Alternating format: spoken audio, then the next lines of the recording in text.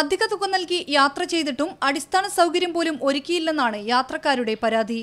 യാത്ര പുറപ്പെട്ടതിനു ശേഷം ട്രെയിൻ വൃത്തിയാക്കിയിട്ടില്ല. കമ്പാർട്ട്മെന്റിൽ നിറയെ ഭക്ഷണ സാധനങ്ങൾ ചിതറിക്കിടക്കുന്നു. വൃത്തിഹീനമായ കമ്പാർട്ട്മെന്റിലെ യാത്ര അസഹനീയമായതിനാൽ പലരും പാതി വഴിയിൽ അവസാനിപ്പിച്ചു. ഭക്ഷണം പോലും യാത്രക്കാർ പ്രതിഷേധിക്കുമ്പോൾ മാത്രമാണ് നൽകിയത്. ഇന്നലെ രാത്രി ഭക്ഷണം കിട്ടിയിട്ടില്ല. ഇന്നലെ രാത്രി മൊത്തം വെള്ളമില്ലായിരുന്നു. ഇരട്ടി രൂപ ഒരു AC ടിക്കറ്റിന് 8,000 അടുത്താണ് വരുന്നത്. 3 ടയർ AC-ക്ക് 2 ഡബിൾ ചാർജിന് മേലെ വരുന്ന പൈസ കൊടുത്തിട്ട് ഞങ്ങൾക്ക് ഭക്ഷണം ഇന്ന് ഉച്ചയ്ക്ക് 3 മണിയായപ്പം അവിടെ നിന്ന് കിട്ടി. അത് വെറും കുറേ പച്ചച്ചോറ് മാത്രം തന്നു. സബ്ജിയൊക്കെ വന്നിരുന്നു, അവരതിൻ്റെ ഉള്ളിൽ വെച്ചു. അതിൻ്റെ സപ്ലൈ അതിലും മോശമായിരുന്നു. വളരെ ബുദ്ധിമുട്ടി. ഞങ്ങൾ ഇറങ്ങേണ്ടത് എറണാകുളത്തിനപ്പുറം ഇറങ്ങേണ്ട ആൾക്കാരാണ്. പല വിധേന ഞങ്ങളുടെ ബന്ധുക്കൾ ഇവിടെ ഉള്ളതുകൊണ്ട് ഞങ്ങൾ ഇവിടെ ഇറങ്ങുമായിരുന്നു. മതിയാക്കി യാത്ര.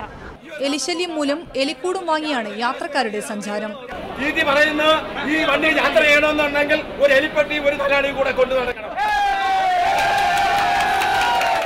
ട്രെയിൻ യാത്രാ നിരക്കിലും വലിയ തോതിൽ റെയിൽവേ കൃത്രിമത്വം കാട്ടുന്നതായും ആരോപണമുണ്ട്. രാജധാനി എക്സ്പ്രസിൽ നൽകുന്നതിലും ഇരട്ടി തുകയാണ് പ്രീമിയർ ട്രെയിനിൽ ഈടാക്കുന്നത്. മീഡിയ 1 കോഴിക്കോട്.